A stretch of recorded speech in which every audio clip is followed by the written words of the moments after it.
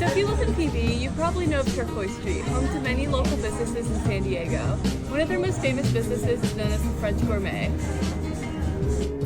For over 40 years, they've served the community with their incredible pastries, warm coffee, and beautiful cakes that have become part of countless family stories.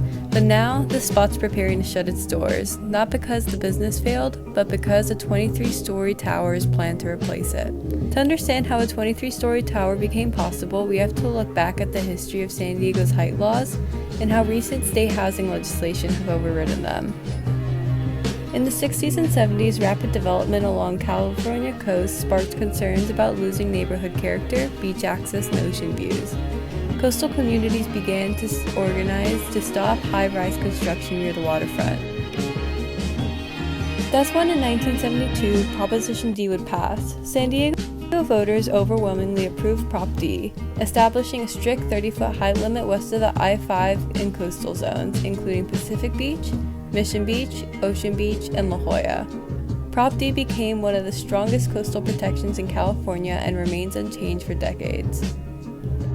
For almost 50 years, Prop D held strong. Developers occasionally attempted to challenge it, but no one succeeded. That changed in the late 2010s and 2020s, not because San Diego voters changed their minds, but because California state laws began overriding local control. In 2017, state housing laws began to increase, where California passed a wave of housing legislation to combat a citywide shortage. This would lead to the creation of the state density bonus law that allowed developers to exceed local height limits if they include a certain percentage of affordable units.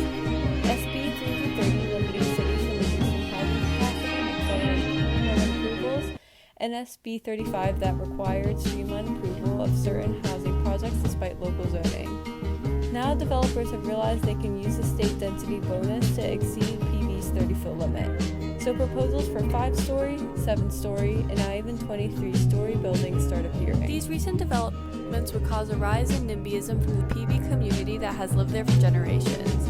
The amount of people moving to PB, altered skyline, and the shift away from being a low-rise area sparked outrage where the community protests through yard signs and street marches on Turquoise. Now, I have interviewed a community member who is a participant in these protests who is outraged by the 23 tower. Long-time resident of Pacific Beach. I grew up here and love it, still live here. And I'm very dismayed about this 23-story high-rise planned for Turquoise Street. I still have hope that it gets nixed. There are many problems with it. One is the incredible traffic. It already takes forever to get in and out of Pacific Beach, and this will mean many more cars coming in and out. Also, the height is ridiculous. Most people in PB bought into Pacific Beach because they want a low-density community. There are other places. Out, if you go out 52 by Kearny Mesa, there's raw land. So people that don't mind high-rises, a whole city, a whole little community of high-rises could be built there for many people enjoying affordable housing and that kind of development. Here we want the low density. Also, it gets in the way of the skyline, and you spend a lot of the day in the shadow, the morning shadow and in the sunset shadow. It's not a nice way to live. You're sensitive to the environment.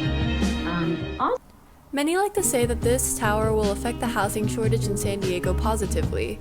However, others argue that it'll make it worse. According to Redfin, the tower is planned to contain 139 hotel rooms with only 74 residential units. Each of those units cost $2,000 per month, unaffordable to most that struggle with housing in San Diego.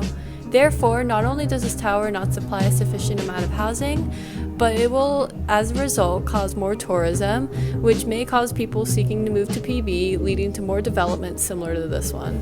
This is more than a development project. It's a wake-up call for PB to start fighting for its community. So my question is, what do you want the future of PB to look like, and what steps are you willing to take to fight for it?